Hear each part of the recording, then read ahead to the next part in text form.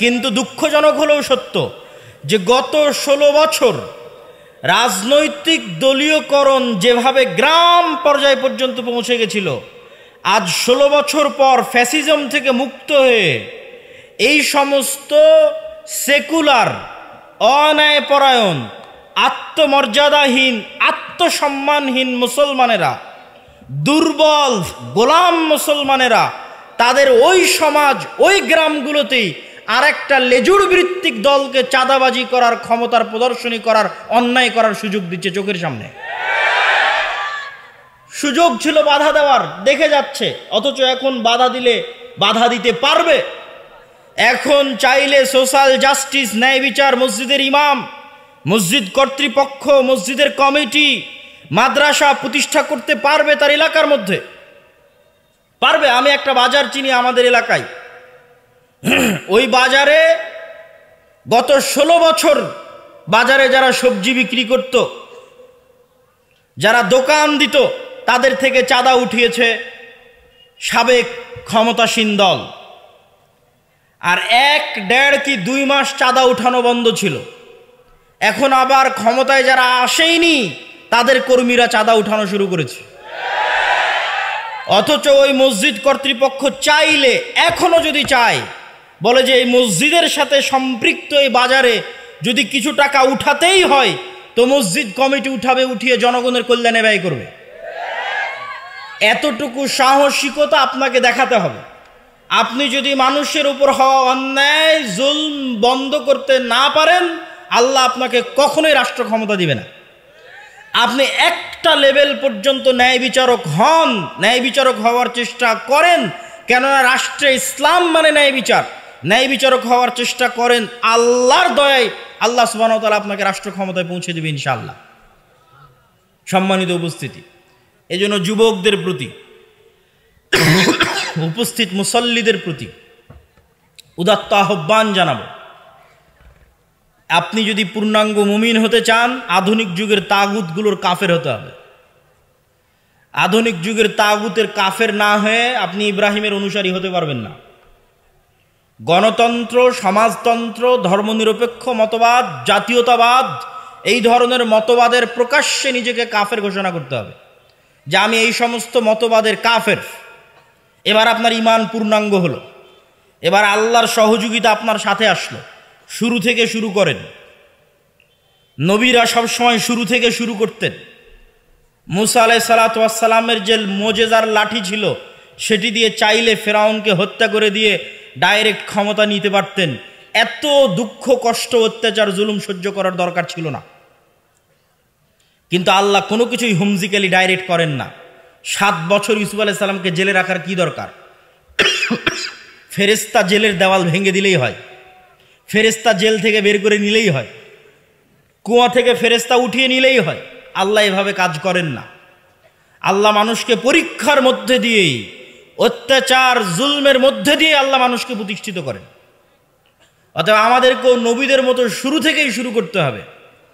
এবং শুরু থেকে শুরু করলেই আপনি যদি শুধু আত্মমর্যাদা সম্পন্ন, সত্যবাদী, ন্যায়পরায়ণ প্রজন্ম উপহার দিতে পারেন, যে প্রজন্ম আপোষ করবে না, সেকুলার হবে না, নিজের দিনের ওপর কট্টর হবে, যেটা আগের বক্তব্যে আমি বলেছি, তাহলে ওই প্রজন্মের হাত দিয়ে ইসলামের বিজয় হবে ইনশাআল্লাহ।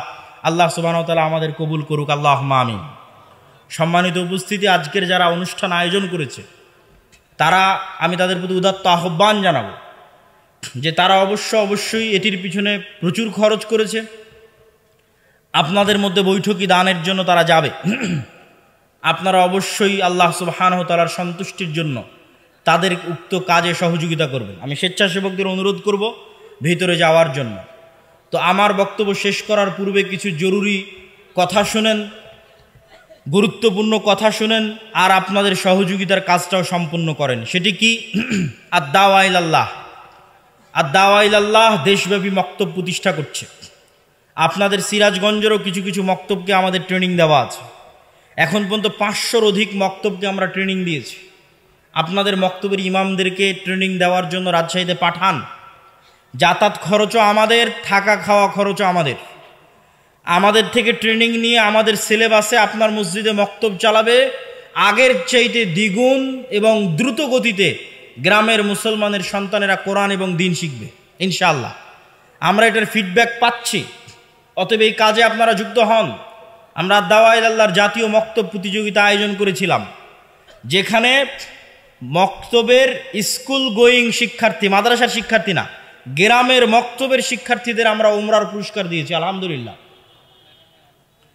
পাশাপাশি আল জামিয়া সালাফিয়া তার অধীনে অধিভুক্ত মুআদালা হিসেবে যেমন আমরা মসজিদগুলোর মক্তবকে সহযোগিতা করছি, এরকম বিভিন্ন দ্বীনি শিক্ষা প্রতিষ্ঠানকে সহযোগিতা করছি, তাদেরকেও ট্রেনিং দেওয়ার মাধ্যমে, তাদেরও শিক্ষার মান উন্নয়নের মাধ্যমে। কেননা আল জামিয়া সালাফিয়ায় যেই মানের শিক্ষক আছে দেশ এবং বিদেশের, শুধু গত 1 বছরে সৌদি আরবের বিভিন্ন বিশ্ববিদ্যালয়ে 10-এর অধিক শিক্ষক শুধু গত 1 বছরে জামিয়া সালাফিয়াতে দার্স দিয়েছে। আর পার্শ্ববর্তী দেশগুলোর শিক্ষকেরা তো আছেই, আর আমাদের দেশের শিক্ষক মণ্ডলী তো আছেই। তো এত উন্নত মানের একটি শিক্ষা প্রতিষ্ঠানের শিক্ষকদের মাধ্যমে যদি আপনাদের শিক্ষা প্রতিষ্ঠানের শিক্ষকরা ট্রেনিং নেয় এবং জামিয়া সালাফিয়ার মতো উন্নত সিলেবাস যদি বাস্তবায়ন করে, অবশ্যই শিক্ষার মান উন্নয়ন হবে। অতএব আপনাদের পরিচিত প্রতিষ্ঠানগুলোকে আল জামিয়া সালাফিয়ার অধীনে মুআদালা বা অধিভুক্ত হিসেবে পরিচালনা করার প্রতি আগ্রহী হন। সর্বশেষ মাসিক আল ইরতিসাম আমি নিয়মিত সম্পাদকীয় লিখি। জানুয়ারি মাসের সম্পাদকীয়তে আছে সিরিয়ায় মুসলিমদের বিজয়, জেরুজালেম বিজয়ে অতি সন্নিকটে মুসলিম উম্মাহ, এবং অত্যন্ত গুরুত্বপূর্ণ জ্ঞানী জ্ঞান সম্পন্ন লেখকদের লেখনী থাকে, এবং গবেষণাধর্মী 50টা প্রশ্ন উত্তর যার ফতোয়া বোর্ডে দেশ এবং বিদেশের আলেম ওলামারা বসে, সেই ফতোয়া বোর্ডের মাধ্যমে মাসিক আল ইরতিসামের ফতোয়া আসে। অতএব মাসিক আল ইরতিসামকে মূল্যায়ন করুন। আগামী 13 ও 14 ফেব্রুয়ারি আল জামিয়া সালাফিয়া রূপগঞ্জ নারায়ণগঞ্জ, আর আগামী 30 ও 31 জানুয়ারি আল জামিয়া সালাফিয়া দিনাজপুর সালাফি কনফারেন্স আছে। দেশ ও বিদেশের আলেম ওলামা উপস্থিত থাকবেন, ভারত, পাকিস্তান, সৌদি আরব, বাংলাদেশ। বিশেষ করে আল জামিয়া সালাফিয়া রূপগঞ্জের 13-14 ফেব্রুয়ারির সালাফি কনফারেন্সে,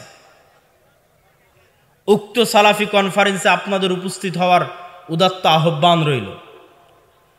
মাসিক আল ইরতিসাম পড়ার উদাত্ত আহ্বান থাকলো, আর দাওয়া ইলাল্লাহর অধীনে আপনাদের গ্রামের মক্তবগুলো পরিচালনা করার আহ্বান থাকলো। আপনাদের শিক্ষা প্রতিষ্ঠানগুলোকে আল জামিয়া সালাফিয়ার অধীনে পরিচালনা করার আহ্বান রেখে শুধুমাত্র আল্লাহর সন্তুষ্টির জন্য, দেশ ও জাতির কল্যাণের জন্য আপনাদের সন্তান, যে আপনারা আশেপাশে ঘোরাফেরা না করে সম্মেলনের প্যান্ডেলে চলে আসুন। সম্মেলনের প্যান্ডেলে উপস্থিত হয়ে আমাদের গুরুত্বপূর্ণ আলোচনা শ্রবণ করার উদাত্ত আহ্বান জানাচ্ছি। আজকে আপনাদের সামনে আমার বক্তব্যের সংক্ষিপ্ত বিষয়বস্তু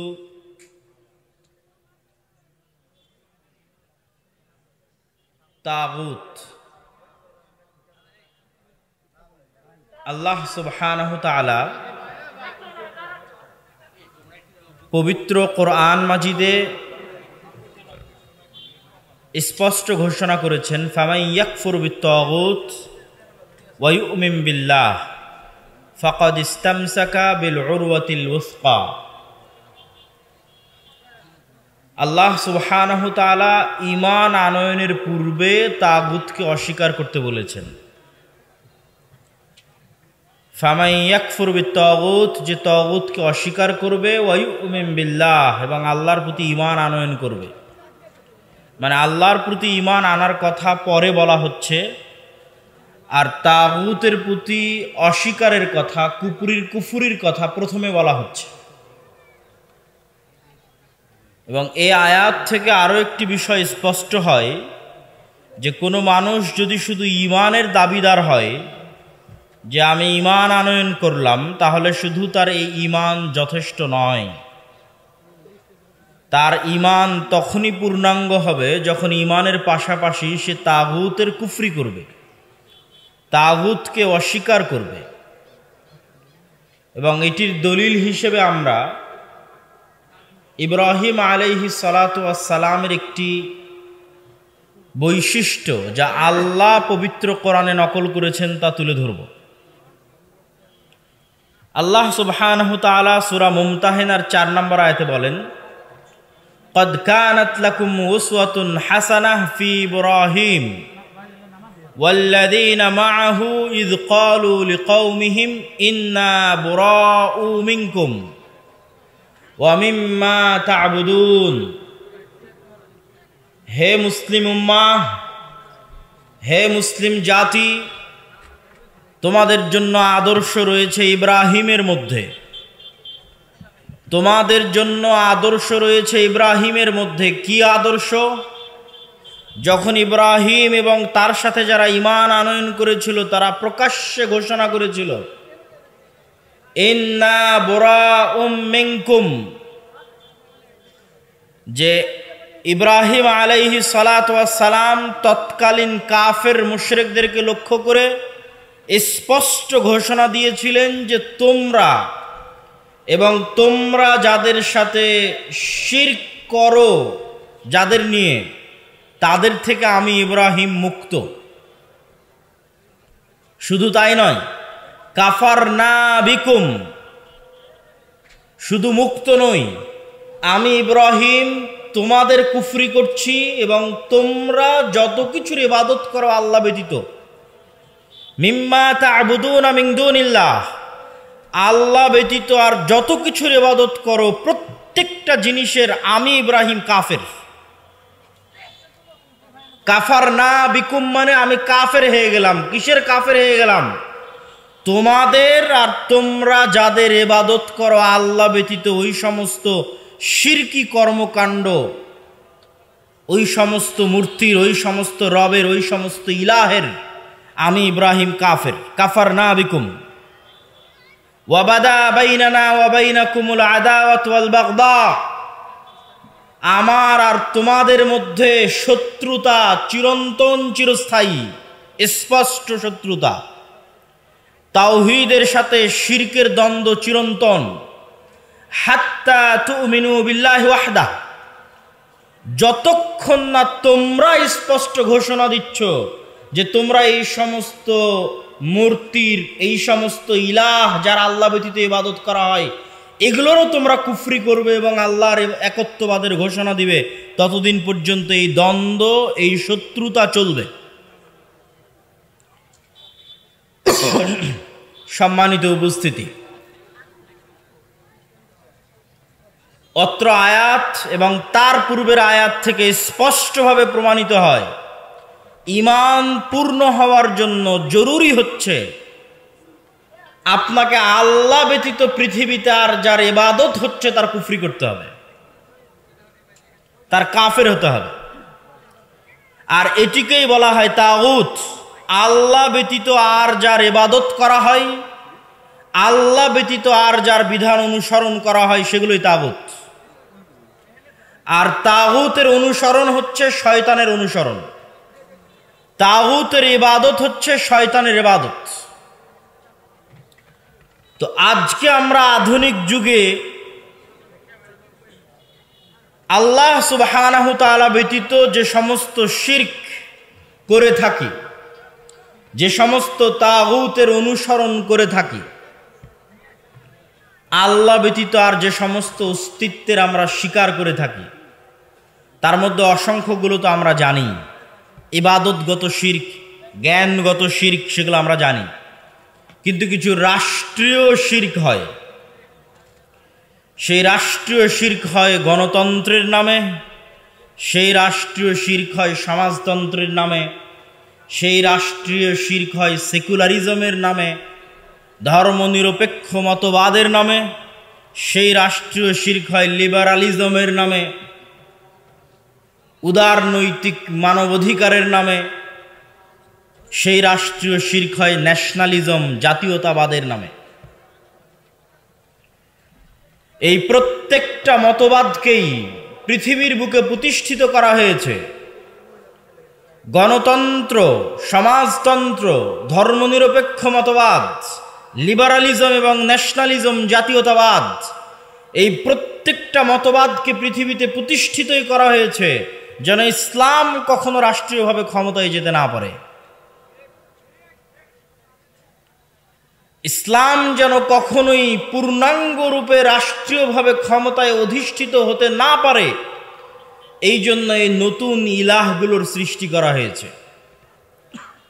আর এই নতুন ইলাহ সম্পর্কে শুধু আমি বলছি এমনটি নয়, আল্লামা ইকবাল রাহিমাহুল্লাহ তিনি বহু বছর আগে লিখে গেছেন,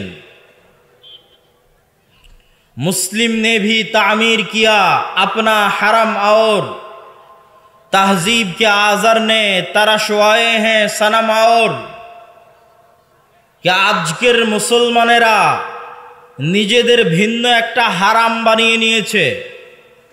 মক্কার হারাম এরিয়াকে বাদ দিয়ে, মদিনার হারাম এরিয়াকে বাদ দিয়ে আজকের মুসলমানেরা ভিন্ন হারাম এরিয়া বানিয়ে নিয়েছে।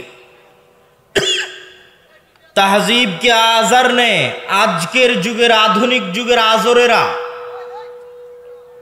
আধুনিক যুগের আজরেরা, আজর মানে ওই যে ইব্রাহিম আলাইহিস সালামের পিতা আজর, তার কথা আল্লামা ইকবাল উদাহরণ দিয়ে বলছে যে আধুনিক যুগের আজরেরা নতুন মূর্তি বানিয়েছে।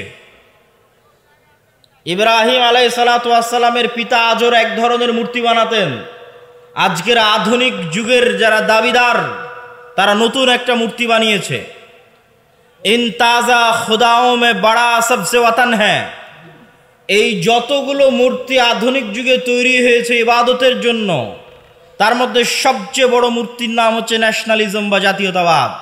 আল্লামা ইকবাল বলছেন আজকের যুগে ইবাদতের জন্য যতগুলো মূর্তি তৈরি হয়েছে তার মধ্যে যেমন গণতন্ত্র আছে, আজকের যুগে ইবাদতের জন্য যতগুলো মূর্তি তৈরি হয়েছে তার মধ্যে সেকুলারিজম আছে, আজকের যুগে ইবাদতের জন্য যতগুলো মূর্তি তৈরি হয়েছে তার মধ্যে ন্যাশনালিজম জাতীয়তাবাদ আছে, যার কথা আল্লামা ইকবাল বলছেন जो पैरहन इसका है वो मजहब का कफन है। আজকের যুগে যে আধুনিক এই সমস্ত মতবাদ তৈরি হয়েছে, এই মতবাদগুলো ইসলামের কাফন তথা ইসলামকে হত্যা করার জন্য তৈরি করা হয়েছে। এবং তিনি বলতে বলতে মুসলিম উম্মাহকে লক্ষ্য করে বলছেন, বাজু তেরা তাওহীদ কি কুওয়াত সে কবি হ্যায়, ইসলাম তেরা দেশ হ্যায় তু মুস্তাফা ভি হ্যায়।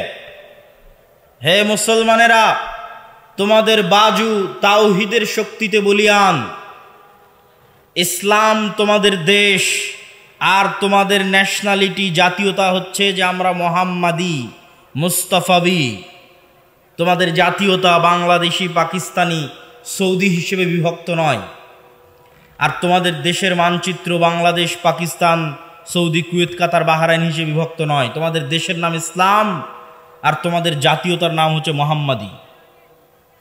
সম্মানিত উপস্থিতি, আলোচনা করছিলাম আজকের যুগে যে সমস্ত আল্লাহ সুবহানাহু তাআলা ব্যতীত রাষ্ট্রীয়ভাবে ইবাদতের জন্য যে সমস্ত মূর্তি তৈরি করা হয়েছে, তার মধ্যে অন্যতম আরেকটি বৃহত্তম মূর্তি হচ্ছে সেকুলারিজম, ধর্মনিরপেক্ষ মতবাদ।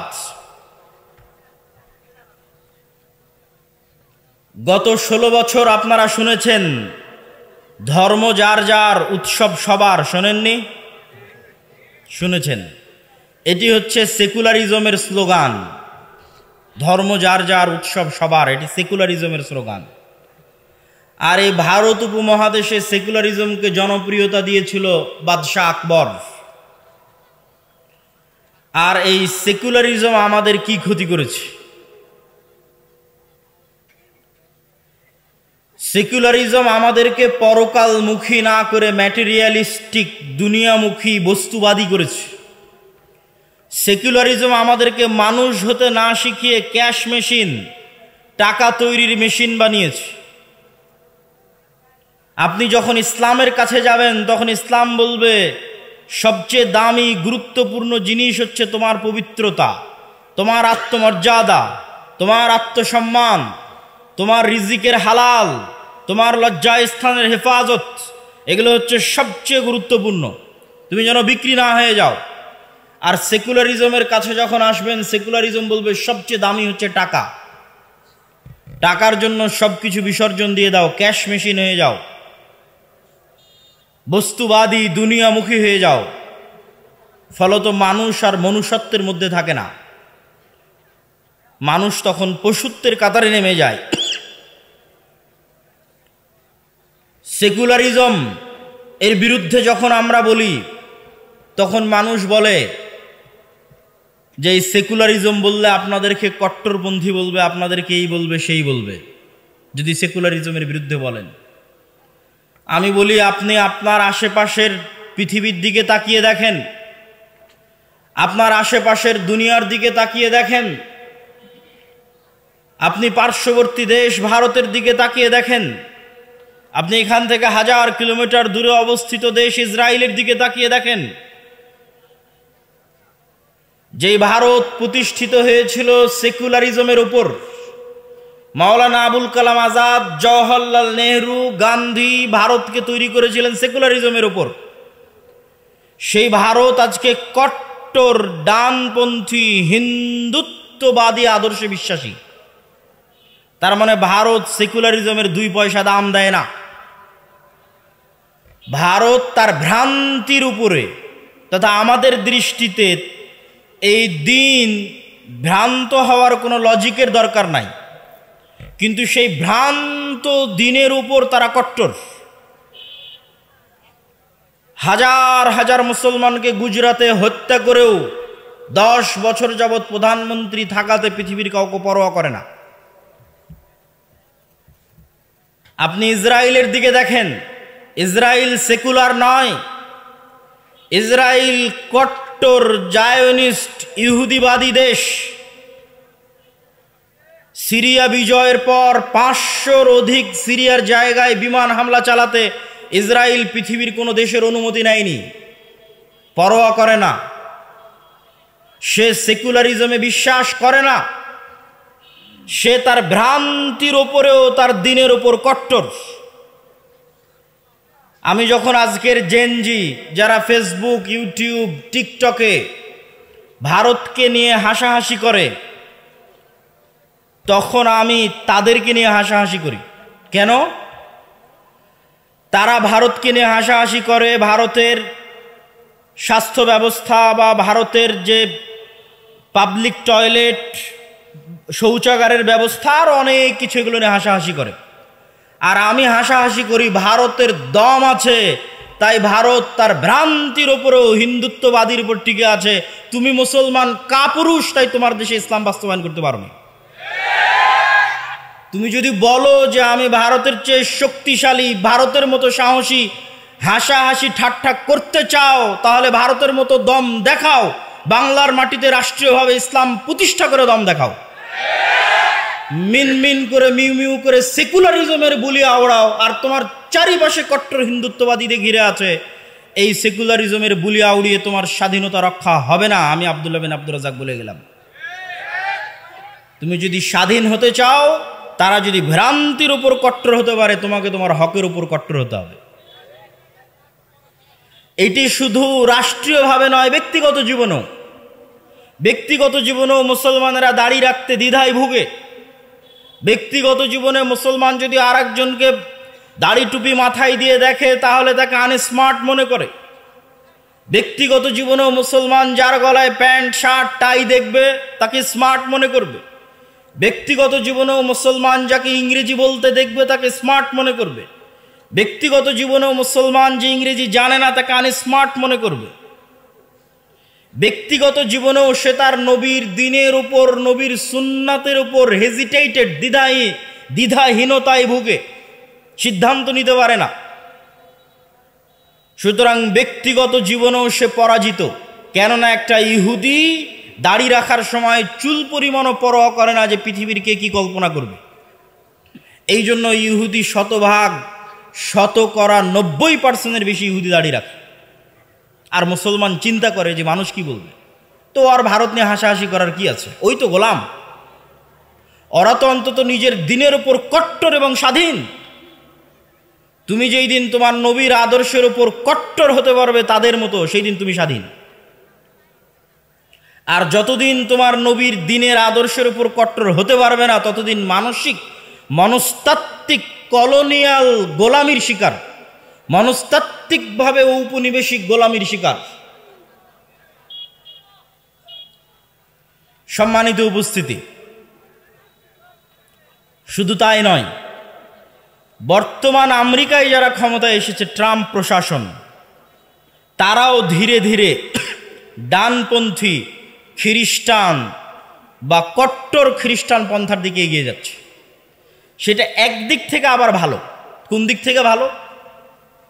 কেননা ধর্ম মানেই সেখানে LGBT বা সমকামিতার মতো পরিবার বিদ্বেষী বিষয়গুলো আশ্রয় পাবে না।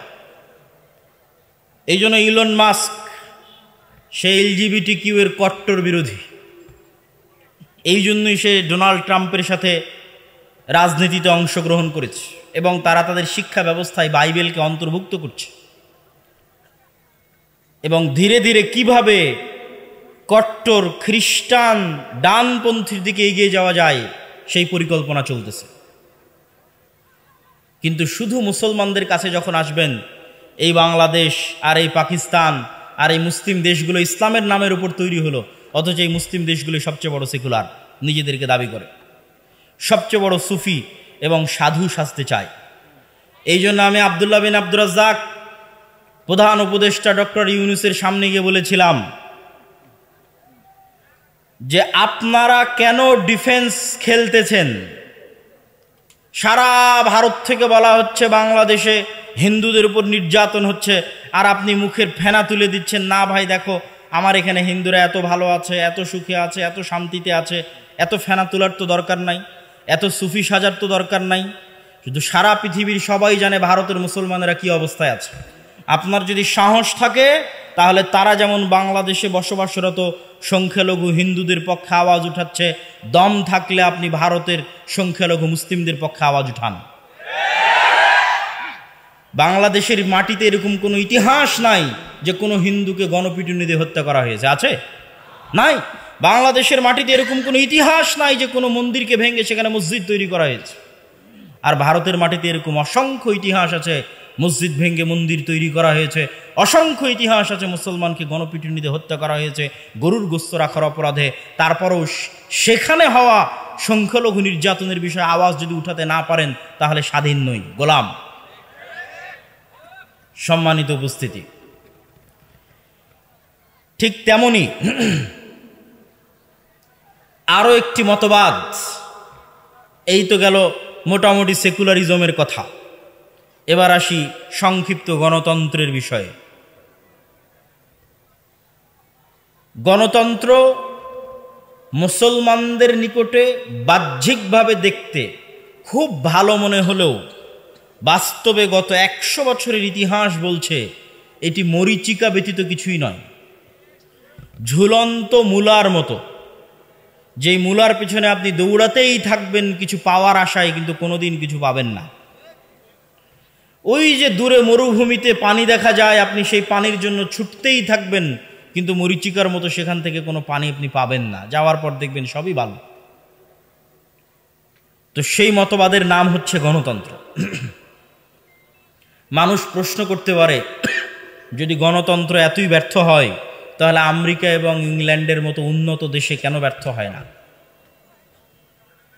আমিও পাল্টা প্রশ্ন করতে চাই, থার্ড ওয়ার্ল্ড কান্ট্রিতে গণতন্ত্র কেন কোনোদিন সফল হতে পারেনি? মুসলিম দিয়ে কথা না, তৃতীয় বিশ্বের কোনো দেশেই গণতন্ত্র সাকসেসফুল নয়। আপনার আশেপাশের যত গণতান্ত্রিক দেশ আছে যাদের লেভেল বাংলাদেশের পর্যায়ের, সেখানে অনৈক্য, মারামারি, গণ্ডগোল, হরতাল, অস্থিতিশীলতা লেগেই আছে, লেগেই আছে, লেগেই আছে, লেগেই থাকবে। তাহলে ফার্স্ট ওয়ার্ল্ড কান্ট্রি যারা বিশ্বের প্রথম স্তরের, তাদের কাছে কেন গণতন্ত্র এতটা স্থিতিশীল? তার কারণ অনেকেই মনে করে, অনেক হীনম্মন্য মুসলিম যুবক, আজকে যদি এখানে যুবক এবং ছাত্র ভাইয়েরা থেকে থাকে, তারা অনেক সময় এই ব্যর্থতার জন্য আমাদের দ্বীনকে দায়ী করে। বলে আমাদের হুজুরেরা ইসলামের বিষয়ে এত কট্টর, ইসলামের বিষয়ে এত বেশি ফতোয়া, এত বেশি টানাটানির কারণে আমরা উন্নত হতে পারছি না। এটি একটি ডাহা মিথ্যা অপবাদ।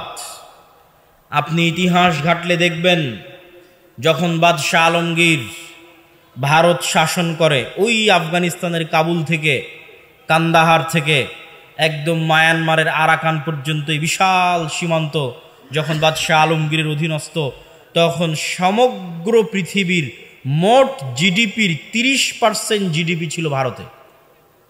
আর 1947 সালে যখন ব্রিটিশরা ভারত থেকে বিদায় নেয়, তখন সমগ্র পৃথিবীর মোট জিডিপির মাত্র 3% জিডিপি ছিল ভারতে।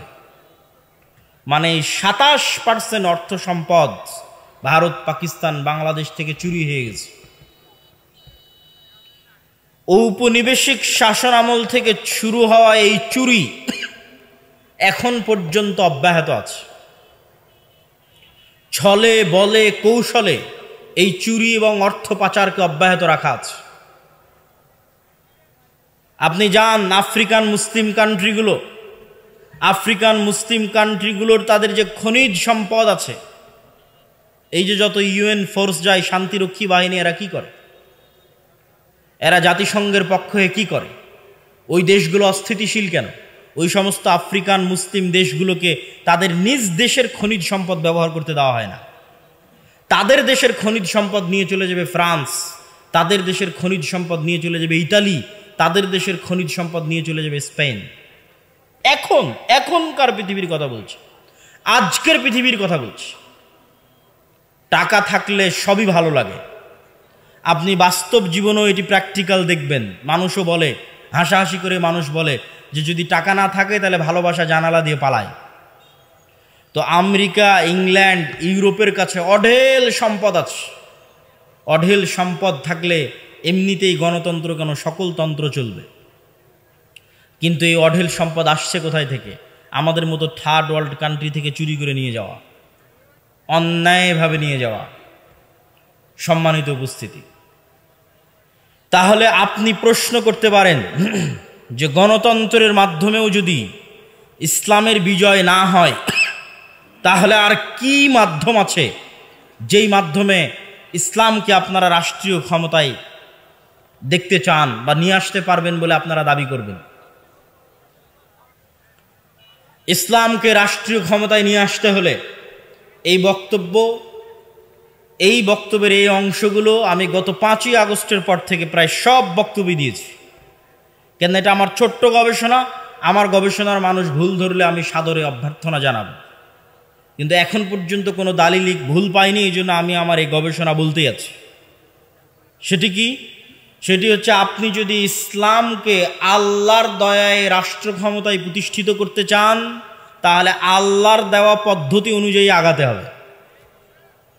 জোর করে, মারামারি করে যেমন একজন ক্ষমতা দখল করে নিচ্ছে, আপনিও নিতে পারেন, কিন্তু এটা ইসলামের নামে আল্লাহর দয়ায় ক্ষমতায় যাওয়া হলো না। ইসলামের মতো একটা পবিত্র জিনিসকে রাষ্ট্রীয় ক্ষমতায় নিয়ে যাবেন, অবশ্যই আল্লাহর দয়ায় যেতে হবে, আল্লাহর সহযোগিতায় যেতে হবে। আর আল্লাহর দয়া, আল্লাহর সহযোগিতা তখনই পাবেন যখন আল্লাহর দেখানো পথে চলবেন। তো আল্লাহর দেখানো পথ কি? কুলিল্লাহুম্মা মালিকাল মুলকি তুতিল মুলকা মান তাশা ওয়া তানজিউল মুলকা মিম্মান তাশা। দুনিয়ার মানুষ শুনে রাখো, স্থায়ী রাজত্ব এবং স্থায়ী ক্ষমতার একচ্ছত্র মালিক আল্লাহ সুবহানাহু ওয়া তাআলা। আল্লাহ যাকে ইচ্ছা তাকে রাষ্ট্র ক্ষমতা দেন, আর যাকে ইচ্ছা তার কাছ থেকে রাষ্ট্র ক্ষমতা জোরপূর্বক ছিনিয়ে নেন, রক্তাক্তভাবে ছিনিয়ে নেন। এটি আল্লাহর নিয়ম। তো আল্লাহ যে একচ্ছত্র রাজত্বের মালিক, সারা পৃথিবীর সকলের রাজত্ব অস্থায়ী। আমেরিকা, ইউরোপ, রাশিয়া, ইসরায়েল, সবার রাজত্ব অস্থায়ী। এই প্রত্যেকটা দেশের উপর স্থায়ী রাজত্ব কার? বলেন, কার রাজত্ব?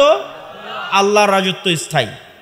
তো আল্লাহ তার রাজত্ব পরিচালনা করে কি দিয়ে? আল্লাহ সুবহানাহু ওয়া তাআলা বলছেন যে আমি হচ্ছে আজিজুন হাকিম, মহাপরাক্রমশালী এবং মহাপ্রজ্ঞাময়। মহাপরাক্রমশালী মানে ফাআলুল লিমা ইউরিদ, যা ইচ্ছা তাই করতে পারি। পৃথিবীর এমন কোনো শক্তির ক্ষমতা নাই যে আমি আল্লাহ আমাকে জবাবদিহিতার আওতায় নিয়ে এসে বলবে যে আপনি এটা কেন করলেন। এরকম কোনো শক্তি পৃথিবীতে নাই। তো আমি আজিজ, যা ইচ্ছা তাই করতে পারি। কিন্তু যা ইচ্ছা তাই করতে পারার সকল ক্ষমতা থাকার পরেও আমি আল্লাহ কারো উপর জুলুম করি না। কেন? আমি হাকিম, আমি প্রজ্ঞাময়। তাহলে আমার কাছে সকল ক্ষমতা আছে, তারপর পৃথিবীর একটা পশু, প্রাণী, মানুষ, জিন কারো প্রতি আমি আল্লাহ চুল পরিমাণ জুলম, অত্যাচার করি না। কেন? আমি হচ্ছে হাকিম, আমি প্রজ্ঞাময়। তো আল্লাহ এই সমগ্র পৃথিবীতে তার রাজত্ব পরিচালনা করেন ন্যায় পরায়ণতার সাথে, সত্যবাদিতার সাথে। এই জন্য যারাই নিজেদেরকে মুসলিম শাসক দাবি করবে, ইসলামী রাষ্ট্রের দাবি করবে, দাবি করবে, তাদের প্রত্যেকের 1 নাম্বার জরুরি শর্ত হচ্ছে তাকে ন্যায়পরায়ণ হতে হবে। যেমন রাসূলুল্লাহ সাল্লাল্লাহু আলাইহি ওয়াসাল্লাম ঈসা আলাইহিস সালাতু ওয়াস সালাম সম্পর্কে বলেছেন, তিনি কিয়ামতের পূর্ব মুহূর্তে নেমে এসে হাকামান মুকসিতা, ন্যায় বিচারক শাসক হবেন। ঈসা আলাইহিস সালাতু ওয়াস সালাম ন্যায় বিচারক শাসক, সারা পৃথিবীতে ন্যায় প্রতিষ্ঠা করবেন। এবং সমগ্র পৃথিবীতে ন্যায় প্রতিষ্ঠা করার জন্য অর্থের পরিমাণ এত বেশি হবে যে ভিক্ষা এবং মানুষের কাছে চাওয়ার মতো কোনো মানুষ থাকবে না। তাহলে পৃথিবীতে আমরা যতজন গরিব আছি, এই বরদুল, কামারখন্দ, সিরাজগঞ্জে যত মানুষ গরিব আছে, প্রত্যেক মানুষের গরিব থাকার পিছনে জুলম, অত্যাচার দায়ী। ওই যে হাজার হাজার কোটি টাকা পাচার হয়ে গেছে, এই জন্য এরা গরিব। আরও কে কোথায় সুদ, ঘুষ, দুর্নীতিতে লিপ্ত, ওই প্রত্যেকটা দুর্নীতির কারণে আমি আপনি গরিব হচ্ছি। আর যখন ওই সব দুর্নীতি বন্ধে শতভাগ ন্যায়ের সাথে রাষ্ট্র চলবে, ন্যায়ের সাথে পৃথিবী চলবে, তখন কেউ গরিব থাকবে না, যেমন ঈসা আলাইহিস সালামের সময় থাকবে না। আর এক হাদিসে রাসূলুল্লাহ সাল্লাল্লাহু আলাইহি ওয়াসাল্লাম বলেছেন, সাবআতু ইউদিল্লুহুমুল্লাহ ইয়াওমা লা দিল্লা ইল্লা দিল্লুহ, 7 শ্রেণীর মানুষকে আল্লাহ বিশেষ ছায়া দিবেন, যেই দিন আল্লাহর বিশেষ ছায়া ব্যতীত আর কোনো ছায়া থাকবে না।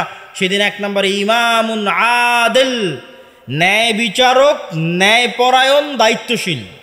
সারমর্ম কি দাঁড়ালো? ইসলামী রাষ্ট্র মানে ন্যায় বিচার, ইসলামী রাষ্ট্রের রাষ্ট্রনেতা মানে ন্যায় বিচারক, ইসলামী খেলাফা মানে ন্যায় বিচার, ইনসাফ, ন্যায়পরায়ণতা, সত্যবাদিতা। এখন আমি ঈসা আলাইহিস সালাতু ওয়াস সালাম যদি নিজে ন্যায় বিচারক না হই, নিজে ন্যায়পরায়ণ না হই, রাষ্ট্রে কিভাবে ন্যায় বিচার প্রতিষ্ঠা করব? তো আপনারা যারা এখানে উপস্থিত হয়েছেন, বক্তব্য শুনছেন, অনলাইন অফলাইনে দেখছেন, প্রত্যেকের কাছে প্রশ্ন। প্রত্যেকেই বলে, কেন মুসলমানেরা রাষ্ট্র ক্ষমতায় নাই? কেন রাষ্ট্র ক্ষমতার জন্য কেউ চেষ্টা করে না? কেন ইকামতে দিন, রাষ্ট্রে ইসলাম প্রতিষ্ঠার জন্য কেউ চেষ্টা করে না? রাষ্ট্রে ইসলাম প্রতিষ্ঠার 1 নাম্বার শর্ত ন্যায়পরায়ণ হতে হবে। 1 নাম্বার শর্ত সত্যবাদী হতে হবে।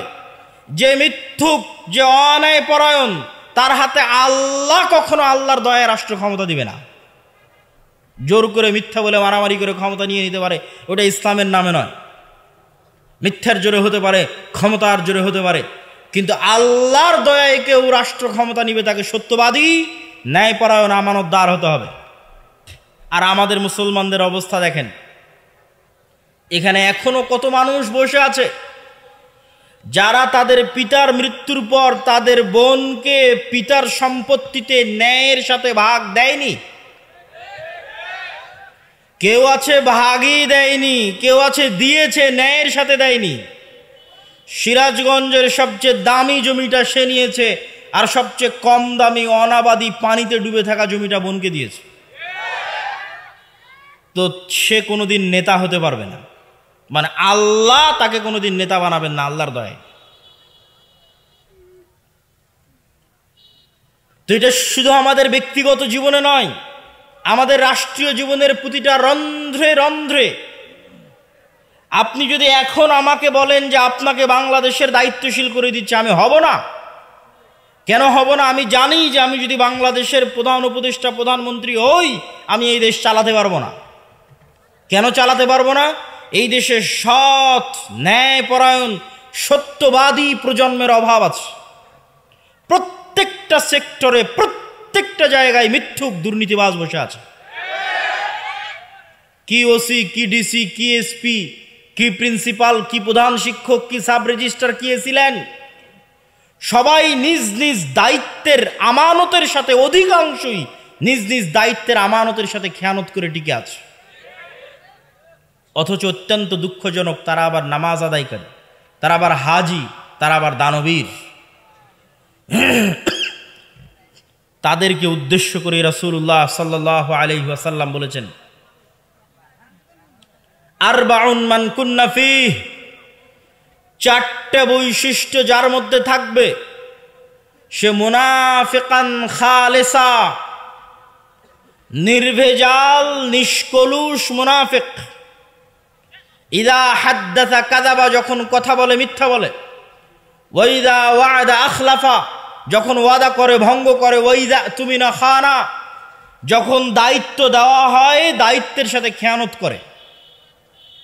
এই প্রত্যেকটা পর্যায়ের দায়িত্বশীল, ছোট থেকে ছোট, বড় থেকে বড় পর্যায়ের দায়িত্বশীল নিজ নিজ দায়িত্বের সাথে খেয়ানত করে টিকে আছে। তাদেরকে আল্লাহর নবী বলেছেন তারা স্পষ্ট মুনাফিক। তাহলে তারা সালাত কেন আদায় করছে? তারা সিয়াম কেন পালন করছে? তাহলে তারা রোজা কেন রাখছে? হজ কেন করছে? দান কেন করছে? এই প্রত্যেকটা দায়িত্বে ওসি, ডিসি, এসপি যত দায়িত্বশীল আছে তাদের অধিকাংশই নামাজি, অধিকাংশই হজ করেছে, উমরা করেছে। কেন?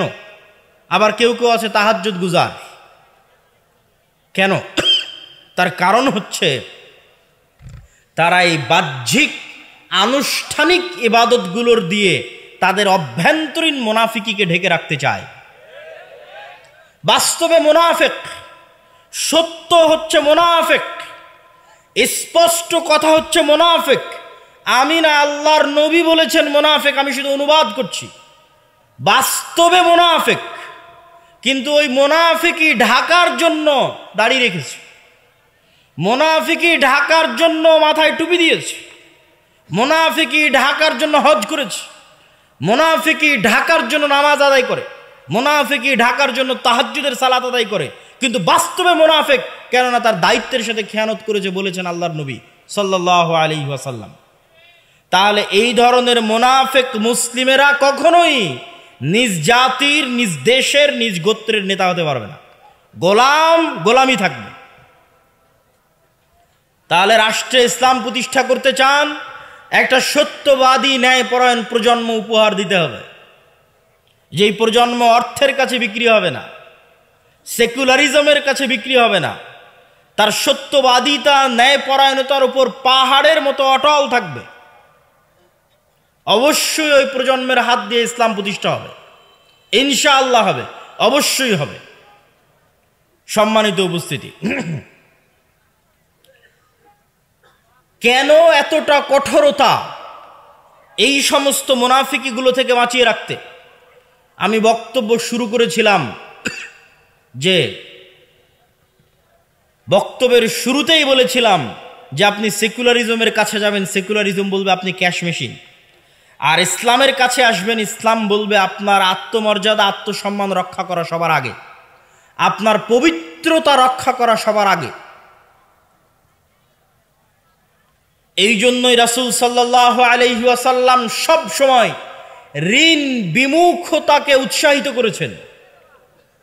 গত বক্তব্যে, এর আগের দিনের প্রোগ্রামে বাগেরহাটে ঋণ বিমুখতার প্রতি আল্লাহর নবীর যে উৎসাহীকরণ বা ঋণ না নেওয়ার প্রতি আল্লাহর নবীর যে উৎসাহীকরণ, তার ব্যাপারে অসংখ্য দলিল তুলে ধরেছিলাম রাসূল সাল্লাল্লাহু আলাইহি ওয়াসাল্লামের পক্ষ থেকে। শুধু সংক্ষিপ্ত আপনাদের সামনে এতটুকু বলি যে ইসলাম, আপনি বিলাসিতার জন্য সুদের ভিত্তিতে লোন নেবেন, এটা বহু পরে। টিনের বাড়িকে পাকা বাড়ি বানাবেন, লোনের ভিত্তিতে মোটর সাইকেল, এসি, ফ্রিজ কিনবেন সুদের লোনের ভিত্তিতে, এটা বহু পরে। স্বাভাবিক কর্জে হাসানা, যেখানে সুদ যুক্ত নাই, এই স্বাভাবিক কর্জে হাসানাকে আল্লাহর নবী এই পরিমাণ নিরুৎসাহিত করেছে যে তিনি সবসময় আল্লাহর কাছে পরিত্রাণ চাইতেন, হে আল্লাহ, লোনের বোঝা, ঋণের বোঝা থেকে পরিত্রাণ চাই। শহীদ তিনবার যুদ্ধ করে শহীদ হওয়ার পরও জান্নাতে যাবে না যদি তার ঘাড়ে ঋণের বোঝা থাকে। তাহলে কেন এতটা কঠোরতা? ওই যে আজকে যদি 500 টাকা কিস্তিতে লোন নেন, 1000 টাকা কিস্তিতে লোন নেন, কালকে যখন পরিশোধের সময় আসবে আপনি মিথ্যা বলবেন। কথা বলেন না যে মিথ্যা বলবেন না? অবশ্যই মিথ্যা বলবেন।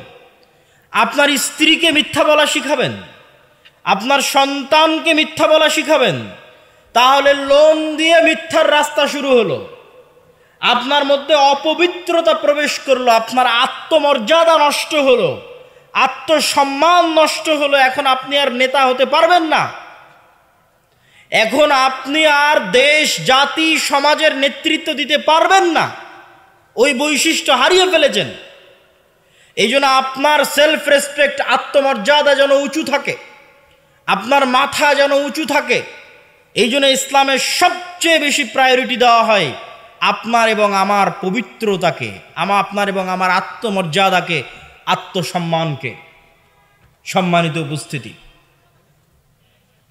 আমরা আলোচনা করছিলাম রাষ্ট্রে ইসলাম কিভাবে প্রতিষ্ঠিত হবে।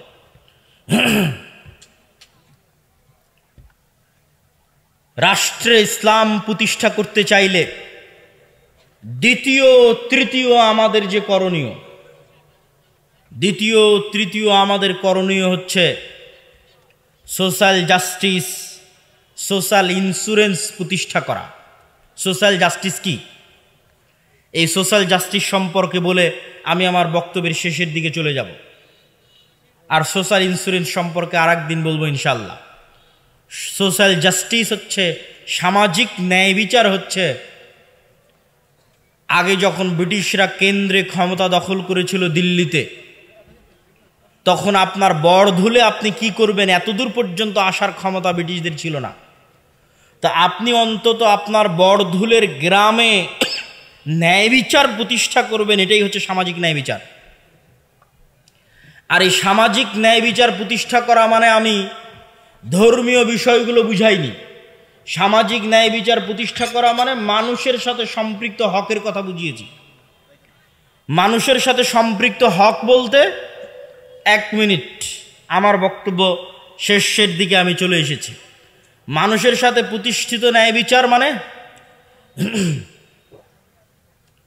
আপনার গ্রামে যদি যৌতুকের ভিত্তিতে বিবাহ হয়, আপনি বলেন এই যৌতুক গ্রহণ করাটা ন্যায় না অন্যায়?